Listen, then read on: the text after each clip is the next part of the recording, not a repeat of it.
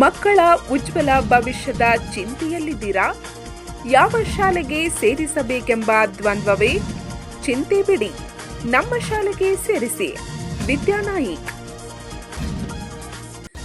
ಇಂದಿನ ಸ್ಪರ್ಧಾತ್ಮಕ ಯುಗದಲ್ಲಿ ಪಾಲಕರಲ್ಲಿ ತಮ್ಮ ಮಕ್ಕಳ ಭವಿಷ್ಯದ ಕುರಿತು ಯಾವ ಶಾಲೆ ಆಯ್ಕೆ ಮಾಡಿಕೊಳ್ಳಬೇಕೆಂಬ ಗೊಂದಲಗಳಿದ್ದು, ಮಕ್ಕಳ ಉಜ್ವಲ ಭವಿಷ್ಯ ರೂಪಿಸಲು ನಮ್ಮ ಶಾಲೆಯ ಆಯ್ಕೆ ಏಕೆ ಎಂಬ ಕುರಿತು ರಾಯಬಾಗ್ ಪಟ್ಟಣದ ಖುಷಿ ಎಜುಕೇಷನ್ ಟ್ರಸ್ಟ್ನ ವಿಶ್ವಚೇತನ ಆಂಗ್ಲ ಮಾಧ್ಯಮ ಪೂರ್ವ ಪ್ರಾಥಮಿಕ ಮತ್ತು ಪ್ರಾಥಮಿಕ ಶಾಲೆಯ ಮುಖ್ಯಾಧ್ಯಾಪಕಿ ವಿದ್ಯಾನಾಯಿಕ್ ಪಾಲಕರ ಗೊಂದಲಗಳನ್ನು ದೂರ ಮಾಡುವ ಪ್ರಯತ್ನ ಮಾಡಿದ್ದಾರೆ. ಹೌದು ವೀಕ್ಷಕರೇ, ಮಕ್ಕಳಿಗೆ ಅತ್ಯುತ್ತಮ ಶಿಕ್ಷಣ ನೀಡುತ್ತಿರುವ ಅವರ ಶಾಲೆಯ ಕುರಿತು ಅವರಿಂದಲೇ ತಿಳಿದುಕೊಳ್ಳೋಣ ಬನ್ನಿ. ಮೇಡಮ್ ನಮಸ್ತೆ. ನಾವು ನಮ್ಮ ಮಕ್ಕಳನ್ನ ಸ್ಕೂಲಿಗೆ ಹಾಕ್ಬೇಕಂತೀವಿ. ಫಸ್ಟ್ ಪ್ರಾಬ್ಲಮ್ ಅಂದರೆ ಫಸ್ಟ್ ಆಗಿ ನಮ್ಗೆ ತಿಳ್ಕೊಬೇಕಾಗಿದ್ದ ಸ್ಕೂಲ್ ಅಂದರೆ ಏನು, ಇದು ನಿಮ್ಮಿಂದ ತಿಳ್ಕೊಬೇಕಾಗಿ ಒಂದು ಸ್ವಲ್ಪ ವಿವರಣೆ ಮಾಡಿ. ನಮಸ್ಕಾರ ಸರ್.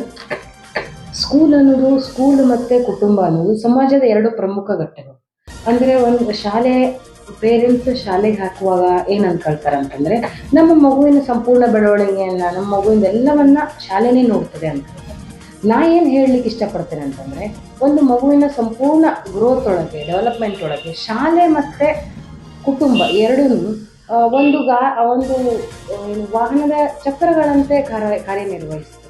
ಹಾಗಾಗಿ ಏನು, ಮಗುವಿನ ಸಂಪೂರ್ಣ ಬೆಳವಣಿಗೆ ಆಗಬೇಕು ಅಂತಂದರೆ ಶಾಲೆ ಮತ್ತು ಕುಟುಂಬ ಎರಡು ತನ್ನ ಕರ್ತವ್ಯವನ್ನು ಸರಿಯಾಗಿ ನಾವು ನಿರ್ವಹಿಸಬೇಕು. ಪಾಲಕರು ಏನು ಅನ್ಕೊಂಡ್ಬಿಡ್ತಾರೆ, ಶಾಲೆಗೆ ಹಾಕಿದ್ದೇವೆ, ಫೀಸ್ ಕಟ್ಟಿದ್ದೇವೆ, ಅಲ್ಲಿಗೆ ನಮಗೆ ಮುಗಿತು. ಈ ರೀತಿಯಾಗಿ ಇರುವುದಿಲ್ಲ. ಏನಿರ್ತದೆ ಅಂತಂದರೆ, ಶಾಲೆಗೆ ಹಾಕಿದ ನಂತರ ನಮಗೂ ಸಹ ನಿಮ್ಮ ಸಿಚುವೇಶನ್ ಏನಿದೆ ಅಂತ ಗೊತ್ತಿರುತ್ತೆ. ಫಾರ್ ಎಕ್ಸಾಂಪಲ್, ಒಬ್ಬ ಅನಕ್ಷರಸ್ಥ ಕುಟುಂಬದವರು ನಮ್ಮ ಹುಡುಗನ ಸಂಪೂರ್ಣ ಬೆಳವಣಿಗೆಗಾಗಿ ನಮ್ಮಂಥ ಶಾಲೆಯನ್ನು ಹುಡುಕಿ ಅವ್ರು ಅಡ್ಮಿಷನ್ ಮಾಡ್ತಿರ್ತಾರೆ. ಅದರ ಅರ್ಥ ಏನಂತಂದ್ರೆ, ನಿಮಗೆ ನಾವೆಲ್ಲ ಕೂತು ಮಾಡಿಸ್ರಿ ಅಂತ ಹೇಳೋದಿಲ್ಲ, ನಮಗೆ ಗೊತ್ತಿದೆ ನಿಮ್ಮ ಪರಿಸ್ಥಿತಿ. ಆದರೆ ಏನಂತವೆ, ನಮ್ಮ ಜೊತೆಗೆ ನೀವು ನಿಲ್ರಿ, ನಿಮ್ಮ ಮಗುವಿನ ಬೆಳವಣಿಗೆಯನ್ನು, ನಿಮ್ಮ ಮಗುವಿನ ಸಂಪೂರ್ಣ ಬೆಳವಣಿಗೆಯನ್ನು ನಾವು ಮಾಡ್ತೇವೆ. ಈ ರೀತಿಯಾಗಿ ನಾ ಇದನ್ನು ಸ್ಕೂಲ್ ಅಂತೇಳಿ ಡಿಫೈನ್ ಮಾಡಲಿಕ್ಕೆ ಇಷ್ಟ. ಮೇಡಮ್, ಈಗ ಎಲ್ಲ ಕಡೆ ಸಾಕಷ್ಟು ಅಂದ್ರೆ ತಾಲೂಕು ಲೆವೆಲ್ ಆಗಲಿ, ಜಿಲ್ಲಾ ಮಟ್ಟದಾಗಲಿ, ಗ್ರಾಮೀಣ ಭಾಗ ಆಗಲಿ, ಸಾಕಷ್ಟು ಎಜುಕೇಷನ್ ಇನ್ಸ್ಟಿಟ್ಯೂಟು ಸಾಕಷ್ಟು ತಲೆ ಇಟ್ಟಿದ್ದಾವೆ. ಯಾಕೆ ನಾವು ಈ ಪಾಲಕರದ ಸಮಸ್ಯೆ ಏನು, ಯಾವ ಸ್ಕೂಲಿಗೆ ನಮ್ಮ ಮಕ್ಕಳಿಗೆ ನಾವು ಚೆನ್ನಾಗಿ ಆಗ್ತದೆ, ಅದ್ರಾಗ ನೀವು ಏನು ಹೇಳ್ತೀರಿ ಸರ್? ನಿಮ್ಮ ಸ್ಕೂಲ್ ಬಗ್ಗೆ ಏನು ಸ್ಪೆಷಲ್ ಇದೆ, ನಾವು ಯಾಕೆ ನಿಮ್ಮ ಮಕ್ಕಳನ್ನ ಇಲ್ಲಿ ಹಾಕಬೇಕು ಅನ್ನೋದು ಏನು ನೀವು ಡಿಫ್ರೆನ್ಸ್?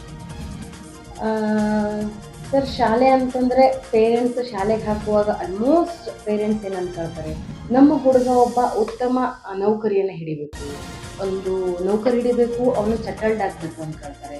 ಆದರೆ ನಮ್ಮಲ್ಲಿ ಬರುವಂತಹ ವಿದ್ಯಾರ್ಥಿಗಳು ಏನಾಗಬೇಕು ಅಂತ ನಾನು ಇಷ್ಟಪಡ್ತೇನೆ ಅಂತಂದರೆ, ಅವನ ಲೈಫನ್ನು ಅವನು ಯಶಸ್ವಿಯಾಗಿ ಕಂಪ್ಲೀಟ್ ಮಾಡಬೇಕು ಅಂತ ನಾನು ಅಂದ್ಕೊಳ್ತೇನೆ. ಅಂದರೆ ಫಾರ್ ಎಕ್ಸಾಂಪಲ್ ಏನು, ಒಬ್ಬ ವಿದ್ಯಾರ್ಥಿ ಒಬ್ಬ ದೊಡ್ಡ ಬಿಸ್ನೆಸ್ ಮ್ಯಾನ್ ಆಗ್ಬೋದು, ಒಬ್ಬ ಒಳ್ಳೆ ಕೃಷಿಕ ಆಗ್ಬೋದು. ಅವನ ಲೈಫನ್ನು ನೈತಿಕತೆಯಿಂದ, ಮೊರಾಲಿಟಿಯನ್ನು ಇಟ್ಕೊಂಡು ಆ ಲೈಫನ್ನು ಕಂಪ್ಲೀಟ್ ಮಾಡಲಿ ಅವನು ಅಂತ ಹೇಳಿ ಇಷ್ಟಪಡ್ತೇನೆ. ಅದು ಏನು ಬೇಕಿದ್ರೂ ಆಗ್ಬೋದು, ಒಬ್ಬ ಜಾಬ್ ಹೋಲ್ಡರ್ ಆಗ್ಬೋದು, ಒಬ್ಬ ಬಿಸ್ನೆಸ್ ಮ್ಯಾನ್ ಆಗ್ಬೋದು, ಒಬ್ಬ ಕೃಷಿಕ ಆಗ್ಬೋದು, ಅದೇನಿದೆಯಲ್ಲ ಅವನ ಚಾಯ್ಸ್. ಹಾಗಾಗಿ ನಾನು ಏನು ಹೇಳ್ತೇನೆ, ಒಂದು ವಿದ್ಯಾರ್ಥಿಯ ಪರಿಪೂರ್ಣ ಲೈಫಿಗೆ ಏನು ಬೇಕಲ್ಲ ಅದನ್ನು ಕೊಡೋದು ನಮ್ಮ ಶಾಲೆಯ ಮುಖ್ಯ ಉದ್ದೇಶ ಅಂತ. ಸೊ ಮೇಡಮ್, ಈಗ ನಿಮ್ಮ ಸ್ಕೂಲಲ್ಲಿ ಇರುವಂಥ ಯಾವ ಟೈಪ್ ಶಿಕ್ಷಣ ಇದೆ, ಏನೇನು ನೀವು ಇದು ಮಾಡ್ತೀರಿ, ಅದೊಂದು ಸ್ವಲ್ಪ ವಿವರವಾಗಿ. ಸರ್, ನಮ್ದೇನಿದೆ, ನಾವು ಪ್ರತಿಯೊಬ್ಬ ಹುಡುಗನ ಪರ್ಸನಲಿ ಕೇರ್ ಮಾಡ್ತೇವೆ. ಅಂತಂದರೆ ನಮ್ಮದು ಒಂದು ಕ್ಲಾಸಲ್ಲಿ ಸ್ಟ್ರಿಕ್ಟ್ಲಿ 25 ಹುಡುಗರನ್ನ ಅಷ್ಟೇ ಒಂದು ಕ್ಲಾಸಿಗೆ ಅಡ್ಮಿಷನ್ ಮಾಡ್ಕೊಳ್ತೇವೆ. ಇದನ್ನು ಸ್ಟ್ರಿಕ್ಟಾಗಿ ಫಾಲೋ ಮಾಡ್ತಿದ್ದೇವೆ. ಅದೇ ರೀತಿಯಾಗಿ ಏನು, ಹುಡುಗರನ್ನ ಬೇಸಿಕ್ ಆಗಿ, ಸ್ಟ್ಯಾಂಡರ್ಡ್ ಆಗಿ, ಅಡ್ವಾನ್ಸ್ ಆಗಿ ಅವರನ್ನು ಸ್ಪ್ಲಿಟ್ ಮಾಡ್ಕೊಳ್ತೇವೆ. ಅಂತಂದರೆ ಹೆಂಗಿರ್ತದೆ, ಪ್ರತಿಯೊಬ್ಬ ಹುಡುಗನ ಇಂಡಿವಿಜುವಲ್ ಟ್ಯಾಲೆಂಟ್ಸ್ ಬೇರೆ ಬೇರೆ ಇರ್ತದೆ. ಫಾರ್ ಎಕ್ಸಾಂಪಲ್ ಏನಾಗ್ಬೋದು, ಒಂದು ಹುಡುಗ ಸ್ಪೋರ್ಟ್ಸ್ ಒಳಗೆ ಭಾಳ ಮುಂದಿರ್ಬೋದು, ಒಂದು ಹುಡುಗ ಓದುವುದ್ರೊಳಗೆ ಅಂದರೆ ಏನು, ನಾಲೆಜ್ ಮಟ್ಟದಲ್ಲಿ ಏನು ಓದೋದ್ರ ಬಗ್ಗೆ ಒಂದು ಭಾಳ ಇಂಟ್ರೆಸ್ಟ್ ತೋರಿಸ್ಬೋದು. ಮತ್ತೊಂದು ಹುಡುಗ ಕಲ್ಚರಲ್ ಇವೆಂಟ್ಸ್ ಒಳಗೆ ತನ್ನನ್ನು ತಾನು ಭಾಳ ಇನ್ವಾಲ್ವ್ ಮಾಡ್ಕೊಂಡಿರ್ಬೋದು. ನಮ್ಮ ಎಲ್ಲ ಟೀಚರ್ಸಿಗೂ ನಾವೇನು ಸಜೆಸ್ಟ್ ಮಾಡ್ತೇವೆ ಅಂತಂದರೆ, ಯಾವ ಹುಡುಗರ ಇಂಟ್ರೆಸ್ಟ್ ಯಾವುದ್ರೊಳಗೆ ಹೆಚ್ಚಿದೆ ಅದರೊಳಗೆ ಅವರನ್ನು ಪುಷ್ ಮಾಡಿರಿ ಅಂತ ಹೇಳ್ತೇವೆ. ಇದು ಯಾಕೆ ಹೇಳ್ತೇವೆ ಅಂತಂದರೆ, ಇವತ್ತು ನಾವು ಶಾಲೆಯನ್ನು ನಡೆಸ್ತೀವಿ, ಇವತ್ತು ಆ ಹುಡುಗಂದೇನು ಬೇಸಿಕ್ ಎಜುಕೇಷನ್ ಆಗ್ತಾ ಇರ್ತದೆ.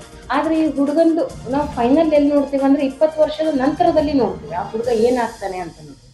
ಅಂದ್ರೆ ನಾವು ಇವತ್ತು ಯಾವುದಕ್ಕೆ ಅವರನ್ನು ರೆಡಿ ಮಾಡ್ತೀವಿ ಅಂದರೆ 20 ವರ್ಷದ ನಂತರ ಅವನು ಏನಾಗಬೇಕು ಅದನ್ನು ನಾವು ಇವತ್ತು ಅವನ್ನ ಫೈಂಡ್ ಔಟ್ ಮಾಡಿ, ಇವತ್ತು ಅವನಲ್ಲಿ ಯಾವ ಕಲೆ ಇದೆ, ಯಾವ ಸ್ಕಿಲ್ಲಲ್ಲಿ ಅವನು ಬಹಳ ಮುಂದಿದ್ದಾನೆ ಅನ್ನೋದನ್ನು ನೋಡಿ ಅದನ್ನು ಐಡೆಂಟಿಫೈ ಮಾಡಿ ಅದಕ್ಕೆ ಪುಷ್ ಮಾಡ್ತೇವೆ. ಇದರ ಜೊತೆಗೆ ನಮ್ಮ ಶಾಲೆಯಲ್ಲಿ ಕೇರಳ, ಕಾರವಾರ ಟೀಚರ್ಸನ್ನು ಅಂದರೆ ಕ್ವಾಲಿಫೈಡ್ ಟೀಚರ್ಸ್ ಇರುವಂಥ ಟೀಮನ್ನು ಇಟ್ಕೊಂಡಿದ್ದೇವೆ. ಹಾಗಾಗಿ ಹುಡುಗರನ್ನ ಇಂಡಿವಿಜುವಲಿ ಕೇರ್ ಮಾಡ್ತೇವೆ. ಅದರ ಜೊತೆಗೆ ಹುಡುಗರ ಇಂಟ್ರೆಸ್ಟ್ ಇರುವಂತಹ ಏರಿಯಾದಲ್ಲಿ ಅವರನ್ನು ಇನ್ನೂ ಸ್ವಲ್ಪ ಪುಷ್ ಮಾಡಲಿಕ್ಕೆ ಟ್ರೈ ಮಾಡ್ತೇವೆ. ಇದರ ಜೊತೆಗೆ ಏನಿದೆ, ಹುಡುಗರನ್ನ ಬೇಸಿಕ್ ಅನ್ನುವಂಥದ್ದು ಏನಿದೆಯಲ್ಲ, ಪ್ರತಿಯೊಬ್ಬ ಹುಡುಗನು ಸ್ವಲ್ಪ ಶಾಲೆಗೆ ಹೋಗ್ತಿದ್ದಾನೆ, ಎಕ್ಸಾಮಲ್ಲಿ 90-95 ತಗೊಂಡಿದ್ದಾನೆ ಅನ್ನೋದಕ್ಕಿಂತ ಆ ಪ್ರತಿಯೊಬ್ಬ ಹುಡುಗನಿಗೂ ಓದು ಬರವಣಿಗೆ ಬರಬೇಕು. ಇದ್ರ ಬಗ್ಗೆ ನಾವು ಪ್ರತಿಯೊಂದು ಈ ವಿಷಯ ಏನಿದೆಯಲ್ಲ ಇದ್ರ ಬಗ್ಗೆ ಕೇರ್ಫುಲ್ಲಿಯಾಗಿ ಗಮನ ಕೊಟ್ಟು ಪ್ರತಿಯೊಂದು ಹುಡುಗನು ಓದುವಲ್ಲಿ ಬರೆಯುವಲ್ಲಿ ಯಶಸ್ವಿ ಆಗಬೇಕು.